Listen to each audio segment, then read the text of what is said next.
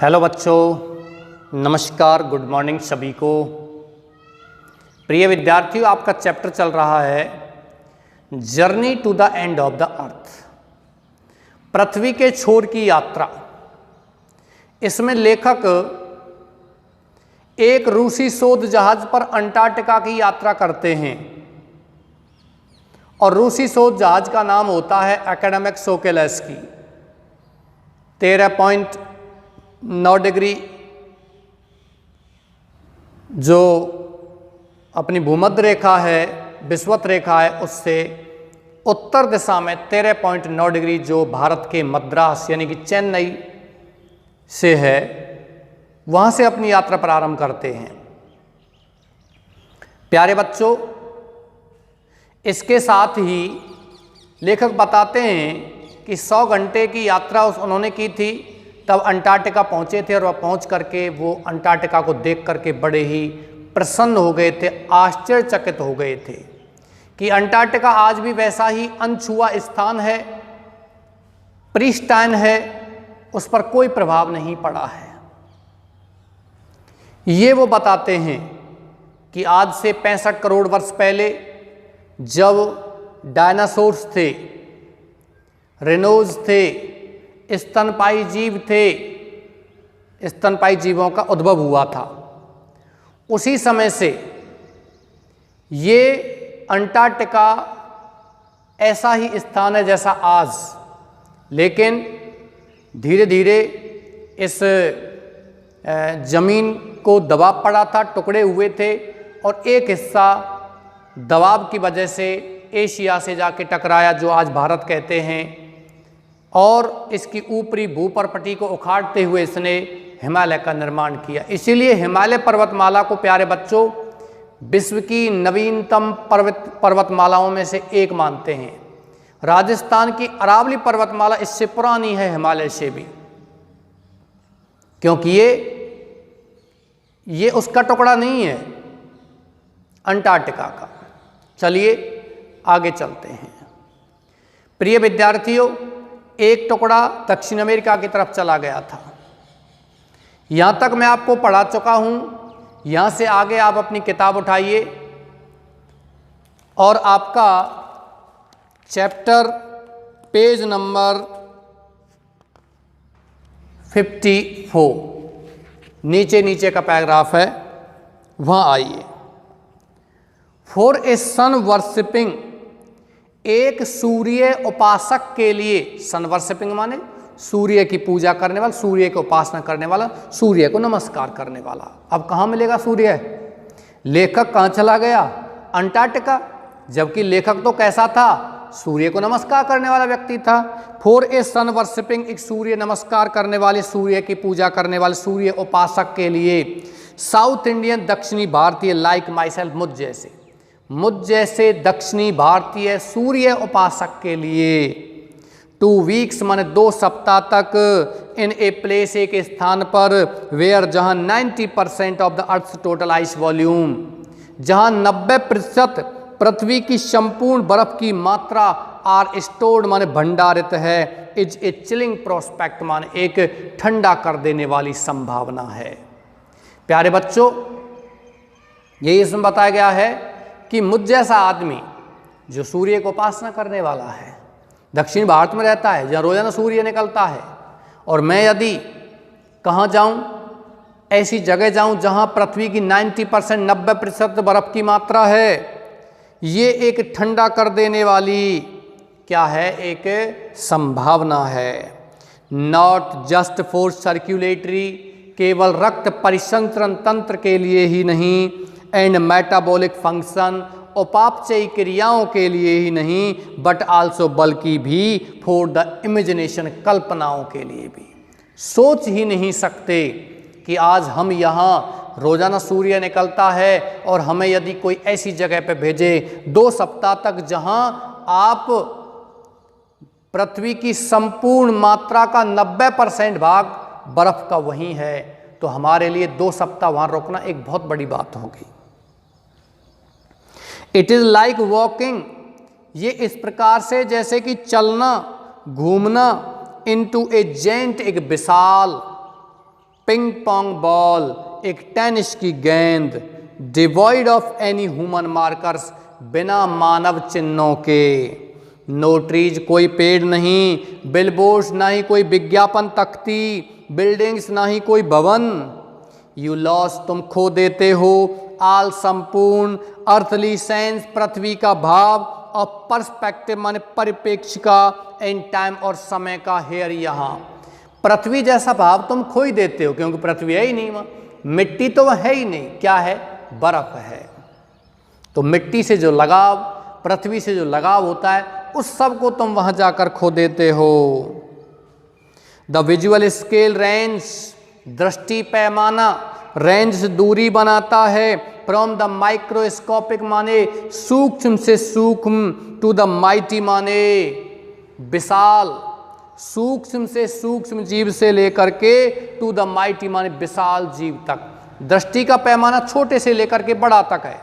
दृष्टि का पैमाना का मतलब, प्रिय विद्यार्थियों, ये हमारी आँखों का कमाल तो है चीज़ों को देखना, लेकिन इसके साथ साथ स्वयं चीज़ों का भी कमाल है। मैं ज़्यादा इसमें नहीं बताना चाहता कि आप इस चीज़ को फिजिक्स में पढ़ोगे कि ये किसी वस्तु का ही पॉइंट ऑफ व्यू होता है, जो हमारी दृष्टि से हम उसको देख सकते हैं।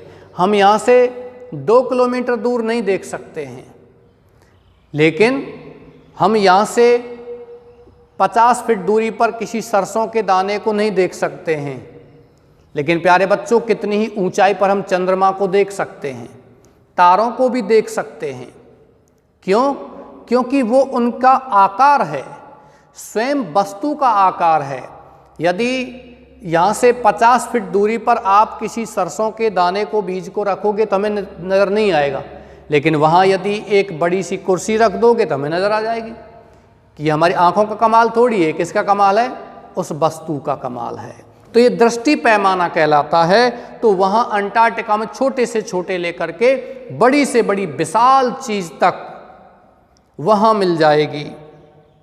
मिजेज एंड माइट्स, मिजेज मान छोटे छोटे कीट, एंड माइट्स और दीमक से लेकर के to blue whale, blue whale तक, एंड आइसबर्ग्स और हिमखंड, एज बिग, इतने बड़े बड़े हिमखंड माने बर्फ के टुकड़े। हिमखंड का मतलब, हिम माने बर्फ, खंड माने टुकड़े, बड़े बड़े बर्फ के टुकड़े। एज कंट्रीज, इतने बड़े जितने की देश हैं। ब्रैकेट में लिखा हुआ है बच्चों, द लार्जेस्ट रिकॉर्डेड, सबसे बड़ा रिकॉर्ड किया गया, वाज था द साइज माने आकार, ऑफ बेल्जियम। किसका? बेल्जियम का। Days go on and on, दिन निकलते गए और निकलते गए। And on in surreal 24 hour austral summer, light and ubiquitous silence. In surreal, वास्तविक रूप से, अति यथार्थ रूप से, 24 आवर ऑस्ट्रल समर, 24 घंटे की दक्षिणी समर लाइट माने गर्मी के प्रकाश में। एंड ए यूबिक्यूट साइलेंस, और एक सर्वव्यापी शांति, इंटरप्टेड माने बाधित होती थी, ओनली केवल बाय द ओकेजनल, कभी कभी, एवलांच माने हिमस्खलन से, और काल्विंग आइस शीट या बर्फ के समान, बछड़े के समान सफेद आइस शीट माने बर्फ की चादर के टूटने से। कंसीक्रेट्स, वही सर्वव्यापी शांति, कंसीक्रेट्स माने पवित्र बनाती है, द प्लेस मन, इस स्थान को। प्यारे बच्चों, क्या बताया गया है कि चारों ओर सर्वव्यापी शांति थी। दक्षिणी जो क्षेत्र है, दक्षिण में ही है, वहाँ गर्मी थी, ये बात अलग है, लेकिन वहाँ सर्वव्यापी शांति थी। और वही सर्वव्यापी शांति उस चीज़ को क्या बनाती है, इस स्थान को, इस अंटार्कटिका को पूरी तरह शांति थी। यहाँ देख लीजिए आप, यहाँ से जाकर किसी गांव में चले जाओ जहाँ आसपास कोई ना हो, कितनी शांति मिलती है, और यहाँ अशांति है, बहुत ज़्यादा शहरों में अशांति। लेकिन अंटार्कटिका में तो दूर दूर तक कहीं भी किसी आवाज़ का नाम और निशान तक नहीं है, वहाँ कितनी शांति होगी। वही शांति अंटार्कटिका को एक पवित्र स्थान बनाती है। लेकिन कभी कभी वहाँ भी आवाज़ होती है। वो कौन सी आवाज़ होती है? हिमस्खलन, हिमखंडों के टूटने की आवाज़ जरूर होती है। इट इज़ एन इमर्जन, यह एक तल्लीनता है। दैट विल फोर्स यू, जो तल्लीनता विल फोर्स यू, तुम्हें जोर देगी, टू प्लेस रखने के लिए, यूर सेल्फ माने अपने आप को, इन द कंटेक्स्ट माने प्रसंग में, ऑफ द अर्थ माने पृथ्वी के, जियोलॉजिकल हिस्ट्री भौगोलिक इतिहास के, एंड फॉर ह्यूमंस और मानवों के लिए, द प्रोग्नोसिस माने यह पूर्व अनुमान, ये लक्षण, इज नॉट गुड मान अच्छा नहीं है। मानव के लिए ये लक्षण अच्छा नहीं। कौन सा लक्षण? कि वहां आप तल्लीन हो जाओ और बर्फ के टुकड़ों को टूटता हुआ देखो। क्यों? मानव के लिए लक्षण अच्छा क्यों नहीं है? क्योंकि बर्फ के टुकड़े अंटार्कटिका में टूट रहे हैं, तो किसके कारण टूट रहे हैं? ग्लोबल टेम्परेचर, वैश्विक तापमान के कारण टूट रहे हैं। चलिए पैरा चेंज कीजिए। ह्यूमन इम्पैक्ट, मानव प्रभाव। अंटार्कटिका में आखिर मानव का क्या प्रभाव है? चलिए, ह्यूमन सिविलाइजेशन, मानव सभ्यता, हैव बीन रही है अराउंड माने आसपास, फॉर पाल्ट्री माने तुच्छ, 12,000 ईयर्स माने 12,000 वर्ष के लिए। मानव सभ्यता मात्र, पाल्ट्री माने तुच्छ या मात्र 12,000 साल के आसपास रही है। मतलब मानव सभ्यता ज़्यादा पुरानी नहीं है, मात्र 12,000 साल पहले ही इस धरातल पर पनपी है, आई है। बेयरली जो मात्र है, ए फ्यू सेकेंड्स माने कुछ ही second, on the geological clock माने भौगोलिक घड़ी में। प्यारे बच्चों, क्या बताया गया है कि मानव सभ्यता ज़्यादा समय पुरानी नहीं है। मानव सभ्यता मात्र 12,000 साल पहले ही आई थी, लेकिन ये मानव सभ्यता 12,000 साल पहले के जो वर्ष हैं, ये 12,000 कुछ सेकंड कहलाते हैं भूगोल की घड़ी में। कहाँ 65 करोड़ और कहाँ 12,000। तो क्या है ये भूगोल की घड़ी में? क्या है?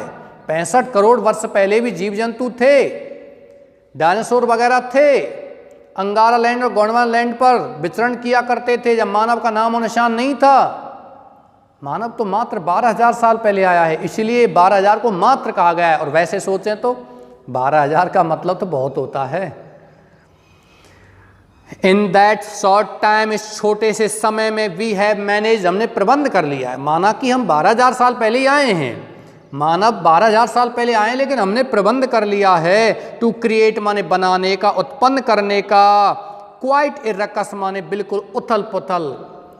हालांकि हम 12,000 साल पहले, लेकिन हमने बिल्कुल उथल पुथल मचाने का प्रबंध कर लिया। उथल पुथल मचाने का ही है, हमने पूरे संसार में अपना डोमिनेशन कायम किया है। ये मानव ही है जिसने पूरे संसार में डोमिनेट किया है, प्रभुत्व कायम किया है। आज कोई जीव ऐसा नहीं है जो मानव से लड़ सकता है। कोई भी जीव इस संसार में ऐसा नहीं है जो मानव से ऊपर हो। सभी जीवों से ऊपर श्रेष्ठ कौन है? मानव है। संसार का ऐसा कोई महासागर, ऐसा कोई द्वीप, ऐसा कोई महाद्वीप नहीं है जहां मानव ने अपना प्रभुत्व कायम ना किया हो। मात्र 12,000 साल पहले, जबकि हम जीवों से पहले तो और जीव आए थे, उन्होंने इतना क्यों नहीं किया? ये सोचने योग्य बात है।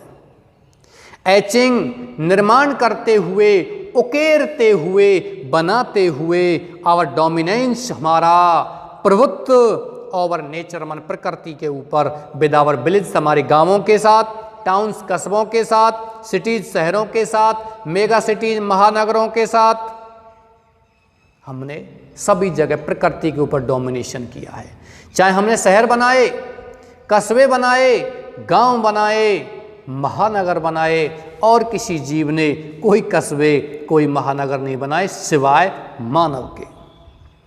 The rapid increase, the rapid माने तेजी से, इंक्रीज माने वृद्धि, ऑफ ह्यूमन पॉपुलेशन, मानव जनसंख्या की, मानव जनसंख्या की तेजी से वृद्धि ने, हैज लेफ्ट अस, हमें छोड़ दिया है, बैटलिंग माने युद्ध करते हुए, विद अदर स्पीसीज माने अन्य प्रजातियों के साथ, फॉर लिमिटेड रिसोर्सेज, सीमित संसाधनों के लिए, एंड द अनमिटिगेटेड, और लगातार बर्निंग माने दहन, जलना, और फॉसिल फ्यूल्स माने जीवाश्म ईंधन, लगातार जीवाश्म ईंधनों के दहन ने हैज नाउ क्रिएटेड, अब उत्पन्न कर दिया है, बना दिया है, ए ब्लैंकेट माने एक चादर ऑफ कार्बन डाइऑक्साइड की अराउंड द वर्ल्ड, पूरे संसार के चारों ओर, विच इज स्लोली, जो धीरे धीरे बट श्योरली, लेकिन निश्चित रूप से इंक्रीजिंग, बढ़ा रहा है, द एवरेज माने औसत, ग्लोबल टेम्परेचर, वैश्विक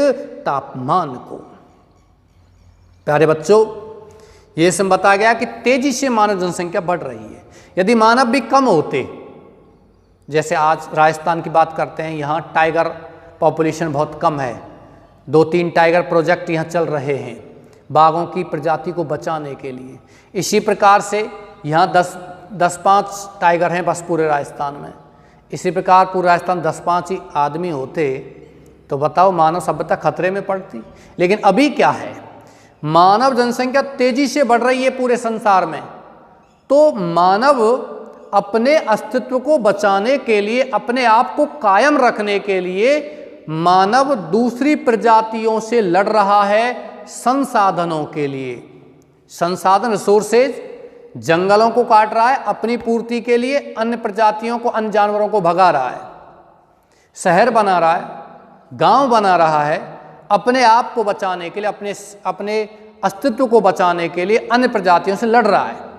संसाधन, नदियों पर अपना कब्जा किया है, यहां तक कि आप बात करते हो महासागरों पर भी कब्जा किया है, जहां जीव जंतु, मछली वगैरह और बड़े जीव वहां रहते हैं, उन पर भी कब्जा किया है। उन जीवों को भी इंसान मार रहा है। ये सोचिए क्यों? क्योंकि अपने अस्तित्व को तो इंसान बचाएगा। क्लाइमेट चेंज, जलवायु परिवर्तन is one of the most hotly contested. जलवायु परिवर्तन इज है वन मन, एक ऑफ द मोस्ट मन, सबसे अधिक, हॉटली माने गर्म जोशी से लड़ी जाने वाली, कंटेस्टेड माने प्रतियोगिता, इन्वायरमेंटल डिबेट्स माने पर्यावरणीय वाद विवाद में। पर्यावरणीय वाद विवाद प्रतियोगिता में क्लाइमेट चेंज, जलवायु परिवर्तन सबसे अधिक गर्मजोशी से लड़ी जाने वाली प्रतियोगिता है। आज कोई भी चीज़ ऐसी नहीं है, सबसे भयानक चीज़ क्या है? जलवायु परिवर्तन ही है। हर इंसान, हर देश का नागरिक, हर देश का जो क्या कहते हैं राजा, राष्ट्राध्यक्ष, प्रधानमंत्री, राष्ट्रपति, बुद्धिजीवी वर्ग, पॉलिसी मेकर, सभी एक ही चिंता में डूबे हुए हैं, जलवायु परिवर्तन में। क्योंकि जलवायु बदल रही है, जलवायु परिवर्तन हो रहा है, संसार का अस्तित्व खतरे में है।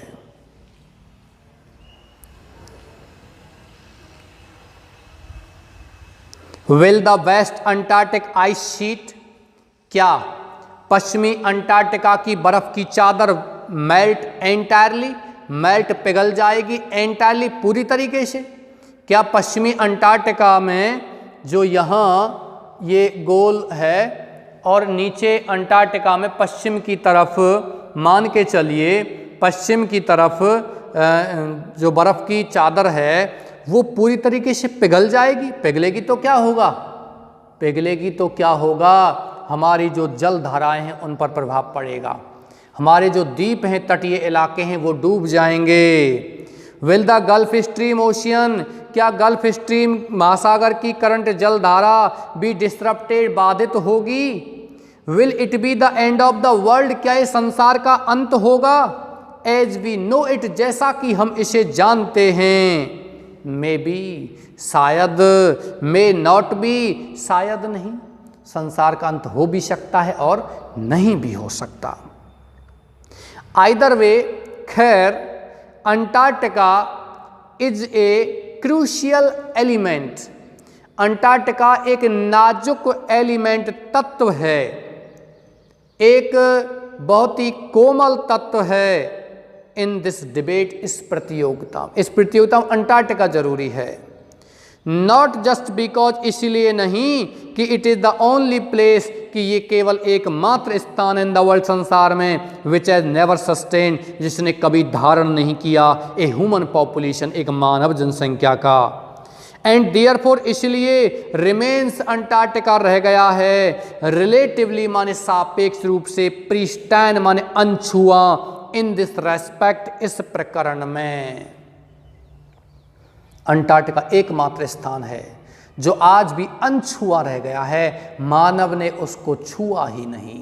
मानव ने ना वहाँ बिलबोर्ड्स बनाए, ना वहाँ विलेज बनाए, ना सिटी, ना मेगा सिटी, कुछ भी वहाँ नहीं बनाया। अनछुआ स्थान है। बट मोर इम्पॉर्टेंटली, लेकिन सबसे अधिक महत्वपूर्ण है, बिकॉज क्योंकि इट होल्ड्स, अंटार्कटिका रखता है इन इट्स आइस कोर्स, अपनी बर्फ की परतों में 500 मिलियन ईयर ओल्ड, 5 लाख वर्ष पुराना कार्बन रिकॉर्ड्स, कार्बन के रिकॉर्ड लेखे जोखे, ट्रैप जो दबे पड़े हैं in its layers of ice, इसकी बर्फ की परतों में। बर्फ की परतों के नीचे 5 लाख वर्ष पुराना कार्बन के रिकॉर्ड्स पड़े हुए हैं। प्यारे बच्चों, 1 मिलियन का मतलब 10 लाख होता है और 500 मिलियन का मतलब 5 लाख होता है। इफ वी वांट, यदि हम चाहते हैं, टू स्टडी, अध्ययन करना, एंड एग्जामिन, और जांच करना, द अर्थ माने पृथ्वी का, पास्ट भूतकाल, प्रेजेंट वर्तमान काल, एंड फ्यूचर और भविष्य काल, Antarctica is the place to go to. Antarctica ही वो स्थान है जहां जाना है। प्यारे बच्चों, अंटार्कटिका, यदि हम पृथ्वी के वर्तमान भूत भविष्य को जानना चाहते हैं तो अंटार्कटिका क्यों जाना चाहिए, ये आपका प्रश्न है। तो आंसर क्या होगा, क्योंकि अंटार्कटिका में 5 लाख वर्ष पुराना कार्बन के रिकॉर्ड दबे पड़े हैं और ये आज तक भी मानव सभ्यता से बिल्कुल अनछुआ रहा है, प्रीस्टाइन रहा है। इसलिए अंटार्कटिका में जांच करना अति आवश्यक है, वर्तमान भूत भविष्य को जानना अति आवश्यक है। स्टूडेंट्स ऑन आइस, प्यारे बच्चों, एक प्रोग्राम है, आप जा सकते हो इसमें। स्टूडेंट्स ऑन आइस, विद्यार्थी बर्फ पर। द प्रोग्राम, यह कार्यक्रम, आई वॉज वर्किंग, जिसमें मैं काम कर रहा हूँ, विद ऑन द सोकेलेस्की जहाज पर। एम्स, ये लक्ष्य रखता है। प्यारे बच्चों, ये LLIE लिखा हुआ है ना, ये LLIE नहीं है, ये THED है, इसको सही कर लो आप, गलत प्रिंट हुआ है ये। ओके, विद द सोकेलेस्की जहाज के साथ। एम्स, ये एम्स मन लक्ष्य रखता है, टू डू, करने का, एग्जैक्टली, निश्चित रूप से, दिस, इसको, बाई टेकिंग, ले जाते हुए, हाई स्कूल स्टूडेंट्स, उच्च विद्यालय के विद्यार्थियों को, to the ends of the world, संसार के छोर पर, एंड प्रोवाइडिंग, और प्रदान करते हुए, देम, उनको, विद इंस्पायरिंग माने प्रेरक, एजुकेशनल माने शैक्षणिक, अपॉर्चुनिटीज माने अवसर, विच विल हेल्प, जो सहायता करेंगे, देम, उनको, फोस्टर मन निर्माण करने में, ए न्यू अंडरस्टैंडिंग, नई समझदारी, एंड रेस्पेक्ट, और एक नया सम्मान, फॉर आवर प्लानेट, हमारे ग्रह के लिए। प्यारे बच्चों, एक इसमें शब्द है अंपायरिंग, वो अंपायरिंग नहीं है, सही कर लो उसको, इंस्पायरिंग है। ये RBSE की बुक जब से चली है, जब ये प्रिंट हुआ था उस समय कई गलतियां इसमें की गई थी, आपको आगे भी गलतियां आएंगी, मैं बार बार इनको बताता रहूँगा। गलत प्रिंट किया हुआ है बहुत जगह, क्योंकि ये चैप्टर पहले भी और आज भी NCERT की किताब में है, और पहले हमने बहुत सारी NCERT किताब पढ़ाई हैं, कई बार पढ़ाई हैं। कई बार क्यों पढ़ाई हैं? क्योंकि एक किताब को पढ़ाते हुए एक विद्यालय में 2 या 3 सेक्शन और 5 या 6 विद्यालय में पढ़ाने वाला व्यक्ति, बताइए एक साल में लगभग ये 10 या 12 बार ये चैप्टर निकल रहा है एक बार में, रिवीजन अलग छोड़िए, तो फिर एक एक शब्द याद है, कौन सा शब्द किस जगह पर। अंपायरिंग नहीं है, ये कौन सा शब्द है? इंस्पायरिंग है, क्योंकि स्टूडेंट्स ऑन आइस प्रोग्राम है, कार्यक्रम है, ये विद्यार्थियों को ले जाता है और विद्यार्थियों को अवसर प्रदान करता है, शैक्षणिक और इंस्पायरिंग माने प्रेरक अवसर प्रदान करता है, जो अवसर विद्यार्थियों में हमारे ग्रह के प्रति एक समझदारी विकसित करेंगे।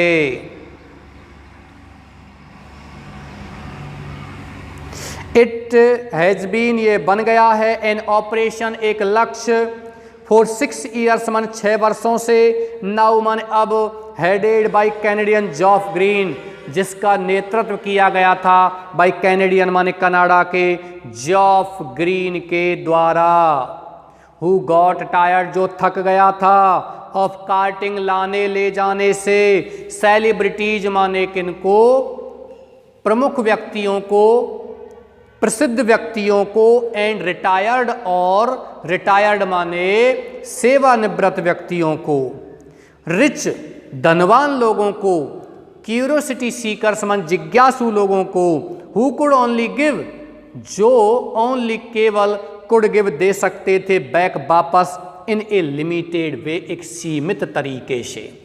क्योंकि सेवानिवृत्त व्यक्ति, प्रसिद्ध व्यक्ति, सेलिब्रिटी जो होते हैं वो अंटार्कटिका उनको ले जाते हैं, लेकिन वहाँ से आकर के वो अंटार्कटिका के बारे में बहुत ही कम जानकारी वापस देते हैं संस्था को, जबकि संस्था जानकारी चाहती है। क्योंकि ऐसे प्रसिद्ध व्यक्ति, ऐसे धनवान लोग होते हैं, वो केवल और केवल घूमने के पर्पज से वहाँ जाते हैं, और वापस उनसे पूछा जाए अंटार्कटिका के बारे में तो वो सही ढंग से अच्छे तरीके से जानकारी नहीं दे पाते। अब इस प्रोग्राम के तहत क्या होता है, स्टूडेंट्स ऑन आइस प्रोग्राम में विद्यार्थियों को ले जाया जाता है अंटार्कटिका। ये 2 प्रोग्राम होते हैं बच्चों, आप इसकी साइट पर जा सकते हो www.studentsoniceprogram.in, इसका एक साइट है। उस साइट पर 2 प्रकार के प्रोग्राम चलते हैं, एक दक्षिण अंटार्कटिका में जाना और एक उत्तर नॉर्थ पोल पर जाना, आर्कटिक सागर में, वहाँ भी बर्फ पड़ती है। दोनों जगह से चीज़ों को, जानकारी को प्राप्त करना पूरी तरीके से, ये इसका एक स्किल टेस्ट भी लगता है। इसके बाद बच्चों का उसमें सिलेक्शन होता है और इसके बाद बच्चों को ट्रेनिंग दी जाती है। ट्रेनिंग देने के बाद फिर वो फ्री ऑफ कॉस्ट ले जाते हैं, लेकिन वहाँ आपको जानकारी करनी है, जानकारी जुटानी, आखिर किस तरीके से इस पृथ्वी का निर्माण कहाँ से कैसे हुआ, ये जानकारी देना। क्यों? क्योंकि आज हम अन्य महाद्वीपों पर ये जानकारी प्राप्त करें तो वो चीज़ आज नहीं है, क्योंकि मानव ने इन महाद्वीपों को पूरी तरीके से नष्ट कर दिया है, जबकि अंटार्कटिका आज भी वैसा ही है जैसा बहुत समय पहले था। इसका नेतृत्व करता है जॉफ ग्रीन, ये ध्यान रखना बच्चों। विद स्टूडेंट्स ऑन आइस कार्यक्रम के साथ ही ऑफर्स वह प्रदान करता है द फ्यूचर जनरेशन, भविष्य की पीढ़ी को, और पॉलिसी मेकर्स, नीति निर्धारकों को ए लाइफ चेंजिंग एक्सपीरियंस, एक जीवन परिवर्तन का अनुभव देता है। एट एन एज, एक उम्र पर, व्हेन दे आर रेडी, जब वो तैयार होते हैं, टू एब्सॉर्ब मन, आत्मसात करने में, लर्न, सीखने में, एंड मोस्ट इम्पॉर्टेंटली, और सबसे अधिक महत्वपूर्ण तरीके से, एक्ट माने कार्य करने में। पैरा चेंज कीजिए। द रीजन, कारण, the program has been so successful, the program, यह कार्यक्रम, हैज बीन, बन गया है, सो सक्सेसफुल, इतना सफल, बिकॉज इट इज इम्पॉसिबल, क्योंकि ये असंभव है, टू गो, जाना, एनीवेयर माने कहीं भी, नियर द साउथ पोल माने दक्षिणी ध्रुव के निकट, and not be affected by it, और इससे प्रभावित नहीं होना। ये साधारण सी बात है, हम दक्षिण ध्रुव के निकट कहीं जाकर प्रभावित ना हो, ऐसा नहीं है। दक्षिण ध्रुव के निकट जाकर के हम जरूर और निश्चित रूप से प्रभावित होंगे। It is easy to be blaze, ये प्रभावित होना, ऊबना आसान है। अबाउट पोलर आइस कैप्स माने ध्रुवीय बर्फ के चोटियों के आसपास, मेल्टिंग, जो पिघल रही हैं, वाइल सिटिंग माने बैठ करके, इन द कंफर्ट जोन माने आरामदायक क्षेत्र में, ऑफ आवर रेस्पेक्टिव, हमारे अपने अपने, लैटिट्यूड माने अक्षांशीय क्षेत्रों में, एंड लॉन्गिट्यूड माने देशांतरीय क्षेत्रों में। हम तो अपने अपने अक्षांश और देशांतर में बैठे हैं। अक्षांश मैंने कल बताया था आपको, इस तरीके से जो रेखाएं होती हैं वो अक्षांश कहलाती हैं, यूँ होती हैं वो देशांतर, देशों में अंतर करने वाली रेखाएं कहलाती हैं। But when you can visible see, लेकिन जब तुम दार्शनिक तरीके से देख सकते हो, ग्लेशियर्स मन हिमखंडों को, बर्फ के टुकड़ों को, रिट्रीटिंग मन टूटते हुए, एंड आइस सेल्स, और बर्फ की चोटियों को, कोलैप्सिंग मन ढहते हुए, गिरते हुए। तुम बैठ करके वहाँ अपने अपने क्षेत्रों में आप कुछ भी कर सकते हो, ऊब सकते हो, लेकिन जब तुम अंटार्कटिका जाओगे अपनी सीधी आंखों से बर्फ के टुकड़ों को, बर्फ के खंडों को टूटता हुआ देखोगे, तब पता चलेगा यू बिगिन तुम महसूस करना शुरू कर दोगे, यू बिगिन तुम शुरू कर देते हो, टू रियलाइज माने महसूस करना, दैट की the threat of global warming वैश्विक तापमान का खतरा इज वेरी रियल, बिल्कुल वास्तविक है। चलिए यहां यह बताया जा रहा है कि किस प्रकार से हम अपने क्षेत्र में, अपने घर में, अपने देश में बैठ कर के बात कर सकते हैं। वैश्विक तापमान बढ़ रहा है, ये हो रहा है, वो हो रहा है, लेकिन हमको सीधा सीधा पता नहीं चल सकता कि कैसे वैश्विक तापमान बढ़ रहा है, क्योंकि जब कभी भी तापमान बढ़ता है, गर्मी पड़ती है, तो हम भौतिक चीज़ों का इस्तेमाल करते हैं, गर्मी से बच सकते हैं। लेकिन हम सीधे ही वैश्विक तापमान के खतरे को देखना चाहते हैं तो अंटार्कटिका में जाकर के हमको देखना है कि बर्फ़ के चादर क्या हो रहे हैं, टूट रही हैं, बर्फ़ की जो चोटियां हैं वो कलप्स रही हैं, हो रही हैं, ढह रही हैं, गिर रही हैं।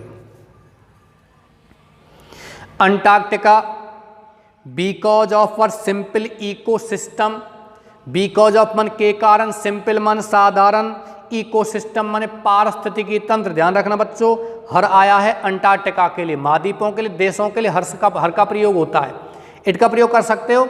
लेकिन जब यहाँ की चीज़ों के बारे में विवरण होता है तो वहाँ हर का प्रयोग करते हैं। India and her neighbour Pakistan, Bharat और उसका पड़ोसी पाकिस्तान, हर का प्रयोग होता है, ध्यान रखना। अपने साधारण इकोसिस्टम पारिस्थितिकी तंत्र के कारण एंड लेक ऑफ बायोडाइवर्सिटी, जैव विविधता की कमी के कारण, अंटार्कटिका में जैव विविधता की तो कमी है, इतने जीवों की विविधता नहीं है। छोटे से छोटा जीव मिल जाएगा, बड़े से बड़ा जीव मिल जाएगा, ये बात अलग है, लेकिन विभिन्न प्रकार के जीव वहाँ कम मिलते हैं। सबसे अधिक जैव विविधता मिलती है भूमध्य रेखा के आसपास, यानी कि कर्क रेखा से लेकर के भूमध्य रेखा और वहाँ से मकर रेखा तक का जो क्षेत्र है वहाँ सबसे ज़्यादा जैव विविधता मिलती है, पेड़ पौधों के लिए भी, पेड़ पौधों में भी और जीव जंतुओं में भी। इसीलिए इन क्षेत्रों में जितने भी पेड़ पौधे होते हैं उन सभी को, इन क्षेत्रों को पृथ्वी के फेफड़े कहते हैं, इन्हीं से पृथ्वी सांस लेती है। सामान्य पारिस्थितिकी तंत्र और जैव विविधता की कमी के कारण Antarctica is the perfect place, सही स्थान है टू स्टडी, अध्ययन करने का। हाउ, कैसे, लिटिल चेंजेज मन छोटे छोटे परिवर्तन, इन द एनवायरमेंट माने पर्यावरण में, कैन हैव रख सकते हैं, बिग रेपरकशंस माने बड़े बड़े विनाशकारी परिणाम। छोटे छोटे परिवर्तन होते हैं, वो किस प्रकार बड़े विनाशकारी परिणाम ला सकते हैं। टेक, ले लीजिए, द माइक्रोस्कोपिक माने सूक्ष्म से सूक्ष्म, फाइटोप्लैंक्टन समुद्री घास को ले लीजिए, दोज ग्रासेज वो घासें, ऑफ द सी माने समुद्र की, दैट नरिश जो पोषण करती हैं, एंड सस्टेन और धारण करती हैं। समुद्र की घास पाई जाती है, फाइटोप्लैंक्टन वहाँ जो पोषण करती है और धारण करती है। पृष्ठ बदल लीजिए बच्चों, पृष्ठ बदलना है। जो धारण करती है entire southern oceans food chain, संपूर्ण दक्षिणी महासागर की खाद्य श्रृंखला को जो बनाए रखती है, धारण करती है। दीज सिंगल सेल्ड प्लांट्स, ये एक कोशिकीय जीव, यूज उपयोग करते हैं द सन्स एनर्जी, सूर्य की ऊर्जा का, टू एसिमुलेट माने ग्रहण करना, मिलाना, कार्बन को एसिमुलेट करने के लिए, उत्सर्जित नहीं है, कार्बन को ग्रहण करने के लिए, एंड सिंथेसाइज और संश्लेषित करने के लिए ऑर्गेनिक कंपाउंड्स माने जैविक यौगिकों को। इन दैट वंडरस, उस आश्चर्य में, एंड मोस्ट इंपॉर्टेंट और सबसे अधिक महत्वपूर्ण, और प्रोसेस माने प्रक्रिया, कॉल्ड कहलाती है फोटोसिंथेसिस माने प्रकाश संश्लेषण। प्रकाश संश्लेषण क्रिया ही होती है जिसके तहत ये पेड़ पौधे अपना भोजन निर्माण करते हैं, और वो फाइटोप्लैंक्टन घास है वो भी प्रकाश संश्लेषण की क्रिया करती है, कार्बन के यौगिकों को वो संश्लेषित करती है और वह सूर्य की ऊर्जा को अवशोषित करती है और अपना भोजन तैयार करती है और अपना संपूर्ण खाद्य श्रृंखला को बनाए रखती है। क्योंकि ये घास को छोटे जीव खाते हैं, छोटे जीवों को बड़े जीव खाते हैं। अब ये घास यदि नहीं रहेगी तो छोटे जीव किसको खाएंगे, वो मरेंगे, और छोटे जीव नहीं रहेंगे, मरेंगे, तो बड़े जीव भी नहीं रहेंगे।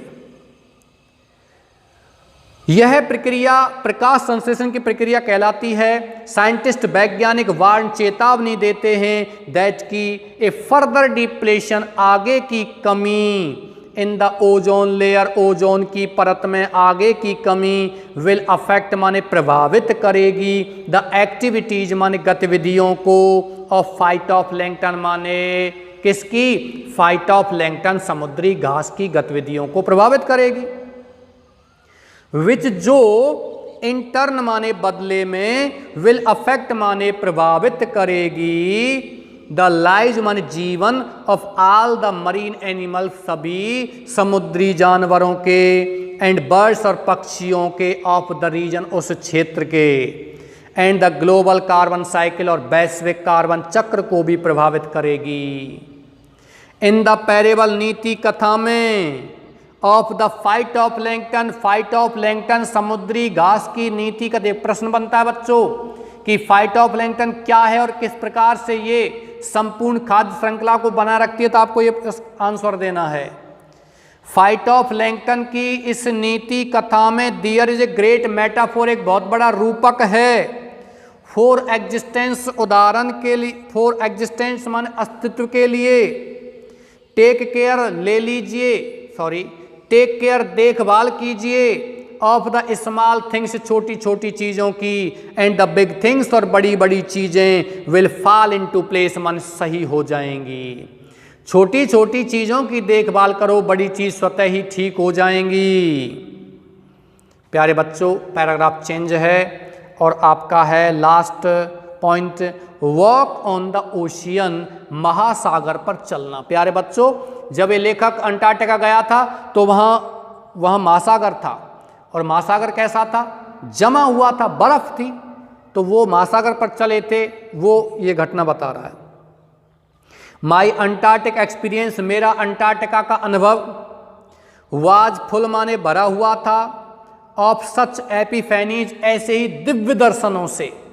एपिफैनीज का मतलब होता है दिव्य दर्शन, बट लेकिन द बेस्ट सबसे अच्छा दिव्य दर्शन ऑकर्ड मन हुआ जस्ट ठीक short of the Antarctic circle, Antarctic घेरे के निकट एट 65.55 डिग्री साउथ, 65.55 डिग्री दक्षिण में नीचे की ओर 65.55 डिग्री के आसपास मुझे दिव्य दर्शन हुए थे। क्या दिव्य दर्शन होते सुनिए। द सोकेलेस की जहाज ने हैड मैनेज प्रबंध कर लिया था टू वेज मन चीरने का, तोड़ने का, हरसेल्फ मन स्वयं को, स्वयं ही इनटू ए थिक, एक मोटी वाइट स्ट्रेच माने सफेद, स्ट्रेच माने परत ऑफ आइस माने बर्फ की, between the peninsula and tadpole island, peninsula और टैडपोल द्वीप के बीच में, विच वाज प्रिवेंटिंग, जो बर्फ की चादर रोक रही थी, अस हमें फ्रॉम गोइंग, जाने से एनी फर्दर मन और आगे। दो द्वीप थे, एक पेनिनसुला द्वीप था वहाँ 65.55 डिग्री के आसपास और एक टैडपोल द्वीप था। उन दोनों द्वीपों के बीच में क्या था, समुद्र था, समुद्र जमा हुआ था और वहाँ बर्फ थी। उस बर्फ को काटने का, चीरने का प्रबंध किसने कर लिया था, स्वयं जहाज ने ही कर लिया था, सोकेलेस्की ने कर लिया था, जो बर्फ की चादर हमको आगे जाने से रोक रही थी। द कैप्टन, कप्तान ने डिसाइडेड, निश्चय किया, वी वर गोइंग, हम जा रहे थे, टू टर्न माने मुड़ने, अराउंड माने वापस, एंड हेड बैक और पीछे की ओर, नॉर्थ माने उत्तर में। बट बिफोर वी डिड, लेकिन हम इस काम को करें यानी कि मुड़ें उससे पहले ही, बट लेकिन बिफोर वी डिड, हम मुड़े इससे पहले ही, वी वर ऑल इंस्ट्रक्टेड, हम सभी को निर्देशित किया गया था, टू क्लाइंब डाउन माने उतरने के लिए, द गैंग प्लैंक माने फट्टे से, एंड वॉक और चलने के लिए कहा गया था, ऑन द ओशियन माने किस पर, महासागर पर।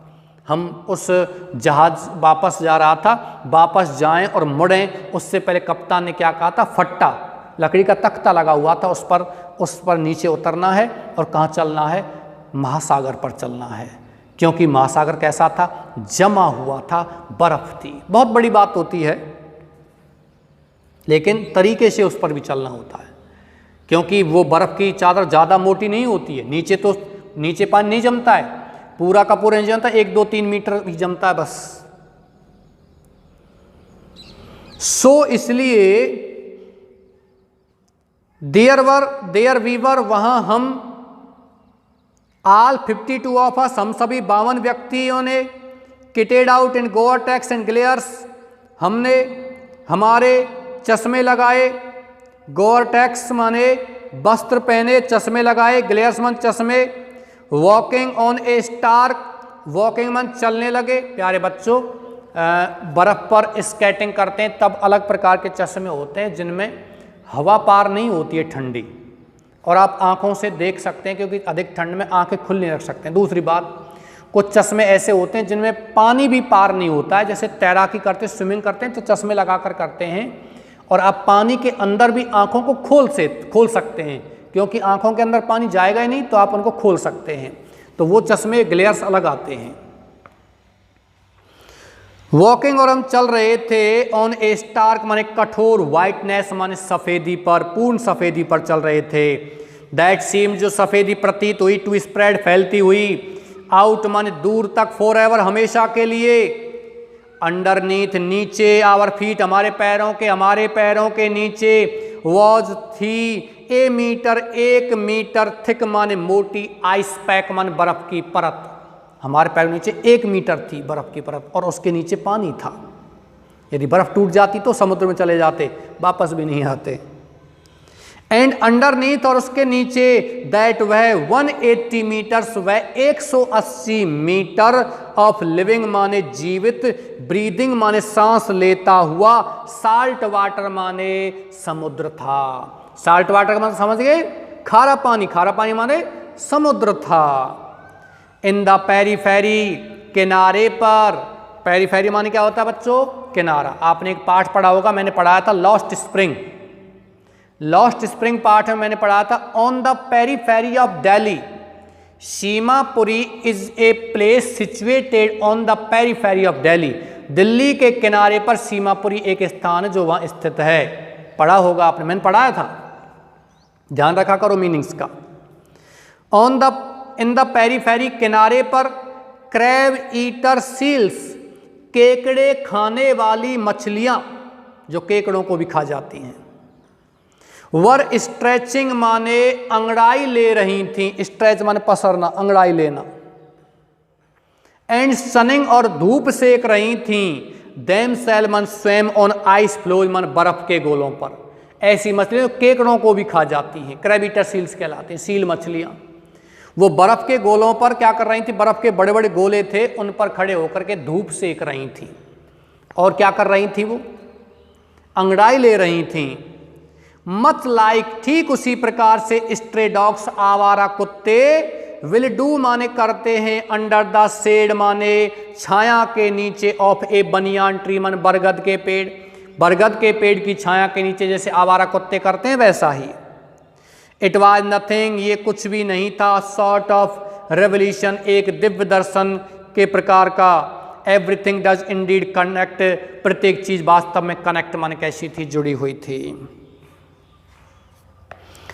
लास्ट पैराग्राफ है छोटा सा, कोई प्रॉब्लम हो किसी भी अर्थ में, सेंटेंस में, मीनिंग में, आप मुझे भेज सकते हो। 9 टाइम जोन्स, 9 कालखंड, 6 चेक पॉइंट, 6 जांच स्थल, 3 बॉडीज ऑफ वाटर, 3 जलाशय, एंड मैनी इकोस्फीयर, और बहुत से पारिस्थितिकी तंत्र, लेटर माने बाद में। भाई इधर से गए थे तब भी इतनी चीजें पार करनी थी, उधर से आए तब भी उतनी चीजें पार करनी थी। आई वॉज स्टिल वंडरिंग, में अभी भी आश्चर्य कर रहा था, अबाउट द ब्यूटी, सुंदरता के बारे में, और बैलेंस मन संतुलन, इन प्ले माने इस नाटक में, ऑन आवर प्लानेट, हमारे ग्रह पर, हमारे ग्रह पर जो नाटक है, जो प्ले है, उसमें इतनी सुंदरता, इस पर मैं अभी भी आश्चर्य कर रहा था। हाउ वुड इट बी, कैसा होगा, if Antarctica were to become, यदि अंटार्कटिका बन जाए, द वार्म प्लेस माने गर्म स्थान, that it once used to be, जो ये किसी समय हुआ करता था। प्यारे बच्चों, पहले अंटार्कटिका गर्म स्थान था, मैं कल बता चुका हूं आपको, क्योंकि अंटार्कटिका उस समय एक हिस्सा था, एक बड़ा भूभाग था, एक उच्च महाद्वीप था, जिसका नाम क्या था, गोंडवाना लैंड। वो गर्म स्थान था, और गर्म स्थान था, इसीलिए उस समय मानव इस संसार में नहीं थे। स्तनपायी जीव भी बाद में आए थे, डायनासोर्स भी लुप्त हो गए थे, उस समय की बात है। कैसा हो यदि फिर से अंटार्कटिका गर्म स्थान बन जाए? विल वी बी अराउंड, क्या हम होंगे? अराउंड माने आसपास, टू सीट, इसको देखने के लिए। क्या ऐसा हो तो क्या हम देख पाएंगे कि दोबारा से अंटार्कटिका गर्म स्थान बन जाए? और वुड वी हैव गॉन, या हम गॉन अवे, गॉन माने चले जाएंगे, लुप्त हो जाएंगे, द वे मन उस रास्ते से, उस तरीके से, ऑफ द डायनासोर, जैसे कि डायनासोर लुप्त हो गए, मैमथ्स माने ऊनी हाथी लुप्त हो गए, एंड वूली रिनोज, और ऊनी गैंडे लुप्त हो गए। बड़े बड़े बालों वाले, बड़े बड़े बालों वाले क्या कहते हैं, गैंडे, बड़े बड़े बालों वाले क्या कहते हैं, हाथी और डायनासोर्स, ये लुप्त हो गए। तो क्या उस समय फिर हम भी लुप्त हो जाएंगे, मानव भी नहीं रहेंगे? हु इज टू से, कौन कहता है? हु इज टू से, किसको कहना है? बट लेकिन आफ्टर स्पेंडिंग, बिताने के बाद, 2 वीक्स मन 2 सप्ताह, with a bunch of teenagers, with a bunch मान एक समूह के साथ, गुच्छा नहीं कहेंगे, या बंच मान समूह, ग्रुप ऑफ टीनेजर्स माने किशोर लड़कों का। टीनेजर मान क्या होता है बच्चों? किशोर। किशोर का मतलब ऐसे बच्चे जिनकी उम्र 13 से लेकर के 19 वर्ष तक की होती है, वो सभी क्या कहलाते हैं? टीनेजर कहलाते हैं। टीनेज, किशोर उम्र। प्यारे बच्चों, अंग्रेजी की स्पेलिंग में जिसके पीछे टीन आ जाता है वही टीनेज कहलाता है।